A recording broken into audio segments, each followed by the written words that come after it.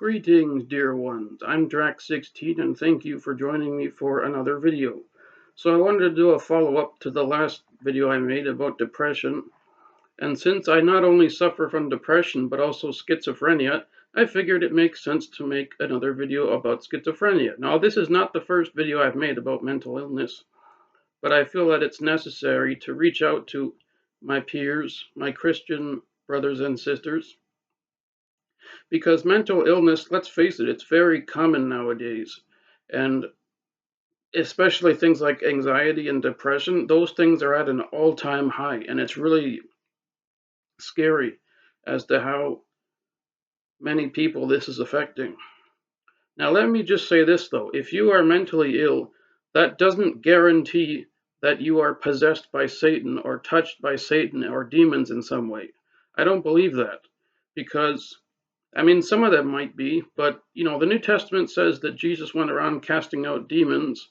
But I don't believe that if you are mentally ill, by default, you are inflicted with that illness by Satan. Because I'm a Christian, and I don't believe that any Christian can ever be possessed by demons. So the fact that I still have these mental problems, even after I've gotten saved, is evidence that the devil is not behind my depression or schizophrenia. So, yeah, let's dive in, shall we? The first thing I wanted to touch on is do not make harsh judgments. Now, I just mentioned one, that you shouldn't presume that they have been possessed by demons or by Satan, but some of the godliest people in history have dealt with mental problems. Charles Spurgeon being one of them. He had depression. And also, some Christians, very godly people, develop cancer. So it's not just mental problems that some Christians have, it's physical. My pastor has cancer, a very aggressive form of prostate cancer, and he's undergoing radiation, and it's really a tough time for him and his wife right now because it's very hard on your body. So please pray for my brother, my pastor, Derek, Deric. Please pray for Derek that God would heal him. If you're a Christian, please pray for him. But anyways, so don't make harsh judgments about them, please, dear ones. Don't assume that they have been possessed by Satan, because mental illness is from the mind. It's not from the heart. It's not a spiritual disease, whereas being possessed by Satan is a spiritual disease. So I don't really know about, casting out demons. I don't have that gift, but please don't assume that you know the source of their schizophrenia or depression or whatever. Well, this video is about schizophrenia. Sorry if I've gone off topic, but another thing is to take them seriously. Even if they're thinking about the most off-the-wall thing, like, say, that they're crying about the sun being purple or something like that. Just step back and say, you know what? I've never experienced that personally, but I can see how distressing that would be if I experienced an episode like that. So schizophrenia commonly has what's known as hallucinations, where someone will hear something that isn't actually there, or they'll see something, or in some cases they can even taste something. So like I could, if I was, suffering from that side effect of schizophrenia, I could eat a piece of apple pie and think that it's actually animal feces because it tastes like animal feces. But that's a delusion. So not only do quite a few schizophrenics experience hallucinations, it's not always hearing voices.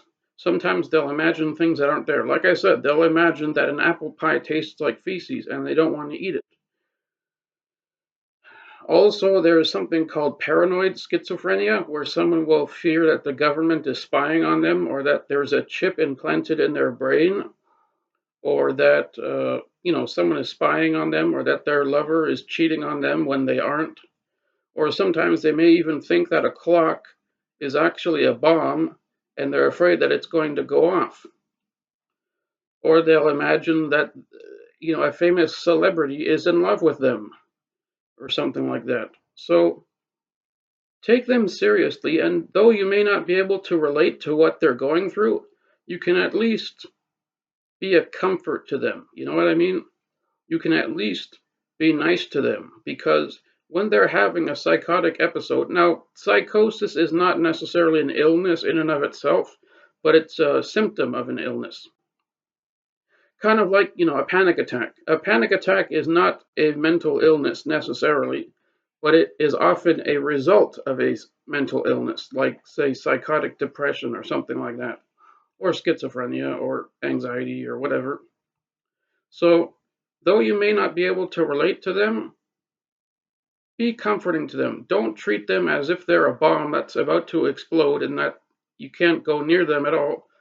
Although, with that said, I do think it's important to listen to them. So if they want to be alone, then leave them alone. Because that's something that I experience. When I'm having a psychotic episode, I don't want anyone to be in the same room with me. I just want to be alone because I'll have this delusion that everyone's voice is like turned all the way up and they'll sound louder than they actually are. So it makes matters worse to have someone in the room with me while I'm having a hallucination or psychotic episode or whatever. So try and listen to them and, you know, just treat them as if they were normal. Just say, hey man, how's it going? Good to see you again. Instead of, oh, I'm so sorry. Do you need me to hug you? Are you okay? I mean, you might be having good motives of saying, are you okay? And stuff like that. But in a lot of cases, they just wanted to be treated normally. They don't want to be treated like a bomb that's about to go off at any moment. So, yeah, that's all I've got for right now. But thank you very much for watching this video. I hope that all of you have a beautiful day. God bless you.